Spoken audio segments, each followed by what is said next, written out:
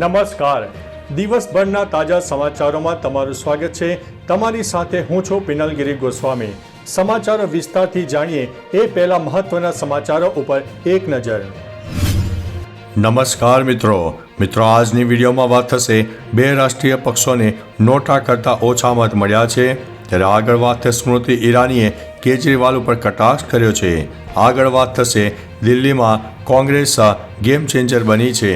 ત્યારે આગળ વાત થશે પાવાગઢમાં રોપવે સેવા રહેશે બંધ। આગળ વાત થશે ભાજપે ભૂકા કાઢી નાખ્યા, દિલ્હીમાં કિંગ બની ગયા છે।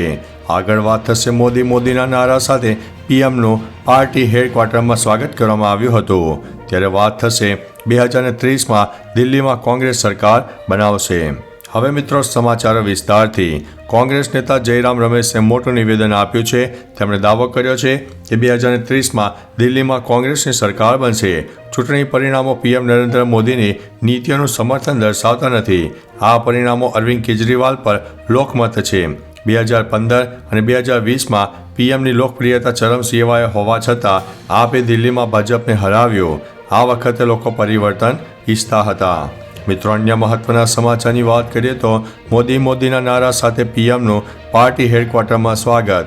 દિલ્હી વિધાનસભા ચૂંટણીમાં ભાજપનો વિજય થયો। પીએમ નરેન્દ્રભાઈ મોદી દિલ્હી સ્થિત ભાજપ મુખ્યાલય પહોંચ્યા હતા।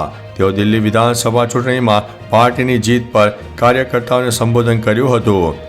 મોદીના નારા સાથે તેઓનું ભવ્ય સ્વાગત કરવામાં આવ્યું હતું। આ પહેલા ગૃહમંત્રી અમિત શાહ, ભાજપ અધ્યક્ષ અને આરોગ્ય મંત્રી જેપી નડ્ડા અને નાણામંત્રી નિર્મલા સીતારમણ પાર્ટી મુખ્યાલય પહોંચ્યા હતા। મિત્રો, આજની વિડીયોમાં વાત થશે ભાજપે ભૂકા કાઢી નાખ્યા, દિલ્હીમાં કિંગ। દિલ્હી વિધાનસભા પરિણામોમાં ભાજપ ફાવી ગયું છે અને ભાજપને સ્પષ્ટ બહુમતી મળી છે। દેશની રાજધાનીમાં 27 વર્ષ બાદ ભાજપ સત્તામાં આવશે।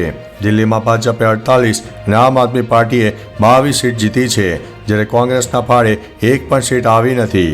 1998 પછી દિલ્હીમાં કોંગ્રેસ સરકાર હતી। 2013થી આપ ફાવી ગઈ છે। હવે 2025માં ભાજપે સ્પષ્ટ બહુમત મેળવ્યો છે। ઝાડુએ 40 બેઠક ગુમાવી છે। દિલ્હીમાં કુલ 70 સીટ ઉપર ચૂંટણીનું આયોજન હતું। મિત્રો, અન્ય મહત્વના સમાચારની વાત કરીએ તો ભાજપમાં રોપવે સેવા રહેશે બંધ।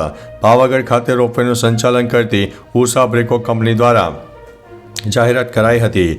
આગામી 17 ફેબ્રુઆરીથી 1 માર્ચ સુધી રોપવે સેવા બંધ રહેશે તેવી જાહેરાત કરાઈ છે। 13 દિવસ સુધી રોપવે બંધ રહેશે। 2 માર્ચથી રાબેતા મુજબ રોપવે કાર્યરત કરવામાં આવશે। પાવાગઢ ખાતે રોપવેનું પીરિયોડિક મેન્ટેનન્સ કરવાનું હોવાથી રોપવે બંધ રાખવામાં આવશે।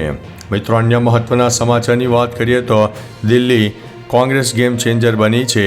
દિલ્હીમાં કોંગ્રેસ ગેમ ચેન્જર બની રહી હોય તેવું લાગી રહ્યું છે। 12 થી 15 એવી બેઠકો છે જ્યાં આપની હારમાં કોંગ્રેસની ભૂમિકા દેખાય છે।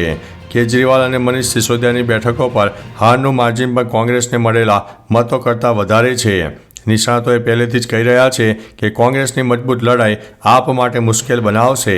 કોંગ્રેસ આ ચૂંટણી જીતવા માટે નહીં, પરંતુ આપ પાસેથી પોતાનો વોટ બેંક છીનવી લેવા માટે લડી રહી છે। મિત્રો, અન્ય મહત્વના સમાચારની વાત કરીએ તો સ્મૃતિ ઈરાનીએ કેજરીવાલ પર કટાક્ષ કર્યો છે। દિલ્હી વિધાનસભા ચૂંટણીના પરિણામો સ્પષ્ટ છે। 27 વર્ષ પછી દિલ્હીમાં ભાજપની સરકાર બનવા જઈ રહી છે। દિલ્હી ચૂંટણીના પરિણામો પર ભાજપના વરિષ્ઠ નેતા સ્મૃતિ ઈરાનીએ અરવિંદ કેજરીવાલ ઉપર આકરા પ્રહારો કર્યા છે।